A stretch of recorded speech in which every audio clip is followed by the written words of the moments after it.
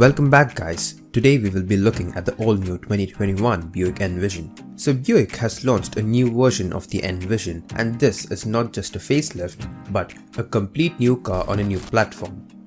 Although the old Envision is still on their website, I am guessing this could be for stock clearance, or the new Envision might not be launched in certain markets. I will be doing a virtual review of the exterior and interior, so stay tuned. Exterior, everybody starts with the front, so I thought why not start the review from the back. Starting from the back, my first impression is that this is an actual big size crossover SUV. The proportions are perfect, the taillights are sleek and sporty, and more about the taillights later on. I am against the fake vents here. How can a designer probably sign off on a thing they know is fake? However, it's there. At least they could have shifted the bottom reflectors into this fake vent space so it looks more complete and neat. Now Ford has learned how to do this very well, where both the design elements are integrated into one unit. Moving a little up, we see the classic Buick logo, which has its value in a lot of automotive heritage. And no, the Viper stays where it is, it's not going to be tucked under the rear spoiler.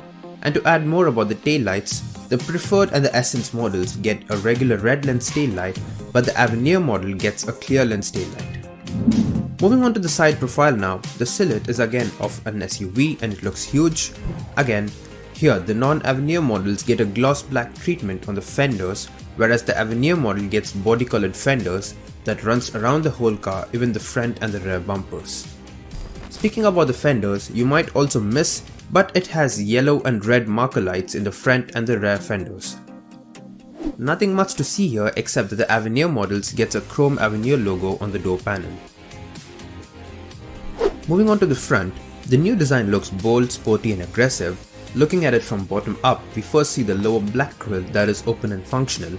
Same with the middle grille that is open and functional as well.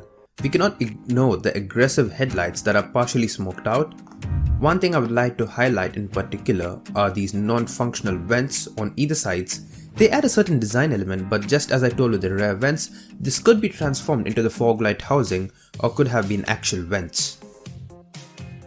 Interior. Moving on to the interior, so first let me start talking about these AC vents. The ones on the corner are triangular in shape. It is finally nice to see a change from the old traditional circular and rectangular vents. If you zoom out and take a look at the whole dashboard, you might miss the center AC vents. They are so small you might almost miss it. However, they are there and they are functional.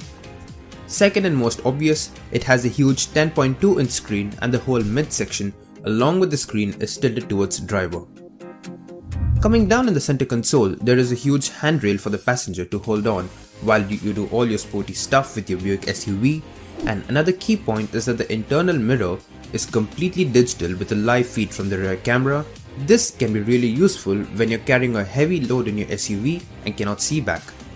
The split door center handrest is also an interesting feature to have in your Buick SUV. Performance. The Buick has a 2-liter turbocharged 4-cylinder Ecotec engine producing 228 horsepower. You can choose between a front-wheel drive and an all-wheel drive, but by default they are all coupled to a 9-speed automatic transmission. It is definitely not a complete off-road SUV or a performance SUV.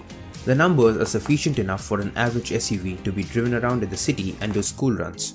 Overall, as I already said, this SUV is good value for money, and it is a proper family SUV car catering to all your regular needs such as your office commute, school runs and weekend getaways. It is somewhat value for money, and I believe it will be a stunning hit in the Chinese market, as Buick gets a majority of their sales from China. That being said, I am signing off, and please subscribe if you reached this far.